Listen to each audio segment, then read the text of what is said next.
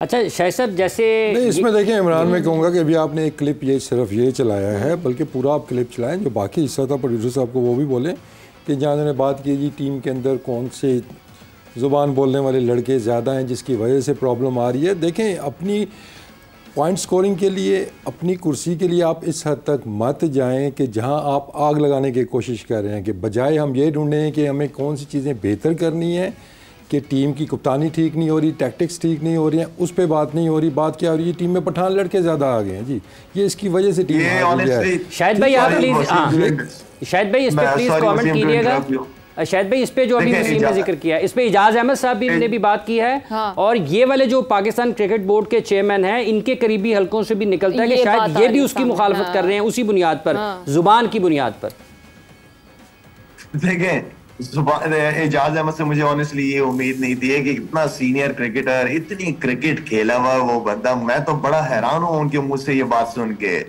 देखिए टैलेंट, मैं चले अल्लाह करे कि 15 के 15 लड़के पंजाब से हो, ठीक है, मुझे कोई इशू नहीं, मेरे लिए हर शहर हर सूबा मेरे लिए पाकिस्तान है।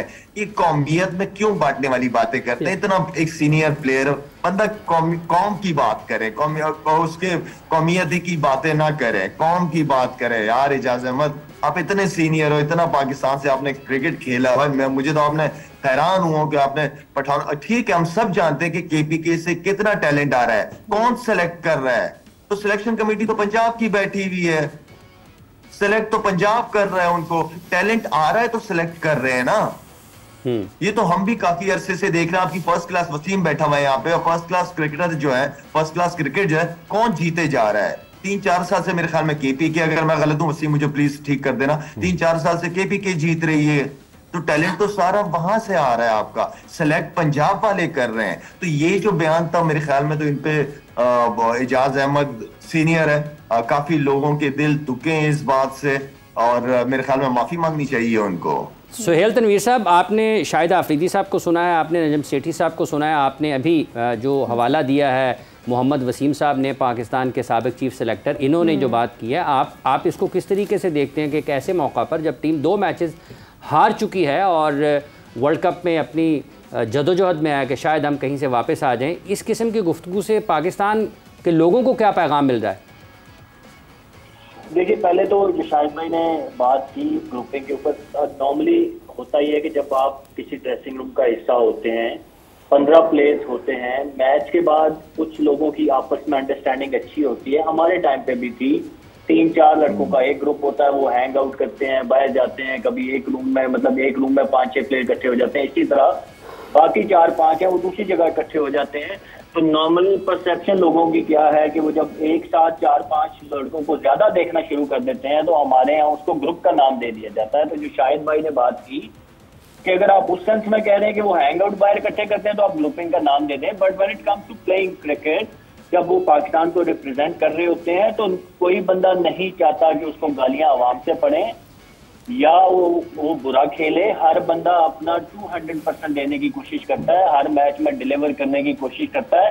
होता या नहीं होता वो एक अलग बात है, but everybody tries to give 100% and perform in each and every game. यहाँ पे बस वो मैंने कहा ना कि वो शाहिद भाई ने भी बोला कि जब हारते हैं ना आप, तो फिर हर बंदे को बहुत सारे इश्यूज भी नजर आना शुरू आ जाते हैं, प्रॉब्लम्स भी नजर आना शुरू आ जाती है। दैट डजंट मीन कि प्रॉब्लम्स नहीं है, लेकिन एग्जैजरेट हो जाती है चीजें, बहुत ज्यादा प्रोमिनेंट हो जाती हैं। तो जब रिजल्ट ठीक आना शुरू होते हैं तो सब चीजें खुद ब खुद दब जाती हैं, नोबडी टॉक अबाउट इट, फिर यही प्लेयर हीरो भी बनते हैं।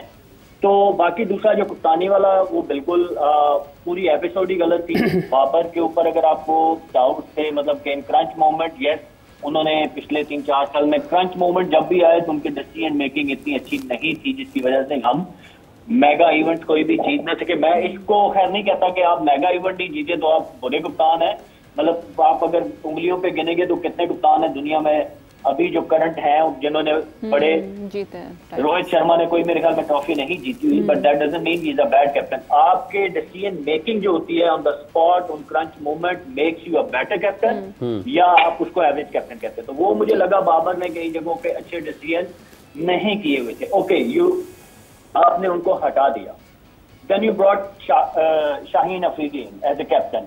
तो किसी भी कैप्टन, मैंने उस दिन भी बात की थी, देखें हम इंसान हैं, हम सब इंसान हैं, वी आर नॉट रोबोट्स, हमारे इमोशंस हैं, हमें चीजें अच्छी भी लगती हैं, हमें चीजें बुरी भी लगती हैं। तो जब आपने एक बच्चे को कप्तान बनाया जो कि जाहिर है Shaheen Shah Afridi is a big name in Pakistan cricket right now, ठीक है, जब आप उसको कप्तान बनाते हैं on basis of one series आप हटा देते हैं, तो वो अगर पहला डिसीजन बुरा था तो ये उससे भी बुरा था।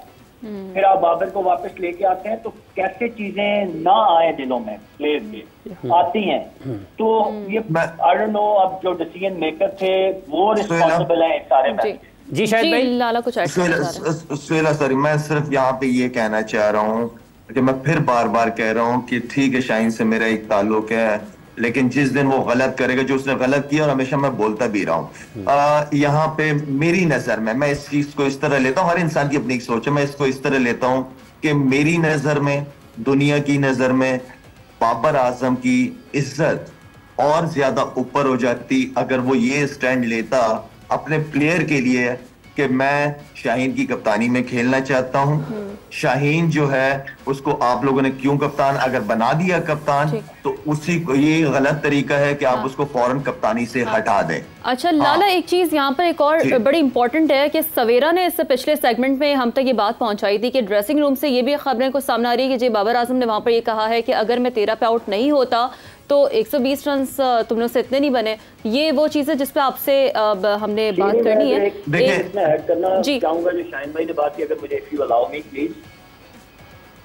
जी सुहेल, देखें मैं और शाहिद भाई जो आर्गुमेंट कर रहे हैं, it's not about Shaheen Shah Afridi, it's about any individual. मैं स्टांस की बात कर रहा हूँ कि वो शाहीन की जगह कोई और प्लेयर भी होता ना तो उसको भी बुरा लगता है। इट्स नॉट अबाउट कि शाहीन है तो शाहिद भाई बोल रहे हैं या मैं बोल रहा हूँ, उसकी शाहीन की जगह किसी और को भी बाबर के बाद कप्तान बना के हटा दिया जाता तो वो डिसीजन गलत उनके मोराल पे भी होता है। बिल्कुल ऐसे ही। अच्छा, इस डिस्कशन को यहाँ से शायद जी शायद भाई आप जारी रखें।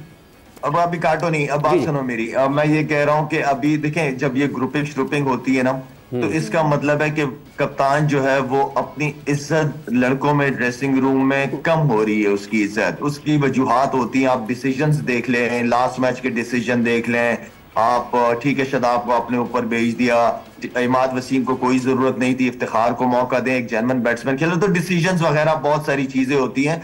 कप्तान वीक हो जाता है जिसकी वजह से ये जो ग्रुप्स बन जाते हैं ये वीकनेस की वजह से होते हैं, क्योंकि कप्तान अपनी इज्जत ड्रेसिंग रूम के अंदर खोए जा रहा होता है, क्योंकि आप हर प्रेजेंटेशन के अंदर बॉलर्स को क्रिटिसाइज करते हैं, बॉलिंग लाइन को करते हैं, आप कभी अपने ऊपर जिम्मेदारी नहीं लेते। मैंने नहीं सुना कि एक आधा दफा के अलावा कि बैट्समैनों के ऊपर जिम्मेदारी डाली हो, आप हमेशा बॉल, तो ये सारी चीजें बड़े तरीके से कैप्टन को सबको साथ लेके चलना पड़ता है। कैप्टन स्ट्रॉन्ग कैरेक्टर होगा तो वो कभी इस तरह की बातें नहीं निकलेंगी कि ग्रुप बन गए और ये हो गए। ठीक आज जीत होती है लेकिन ये बातें कभी नहीं निकलती कि ग्रुप बन गए।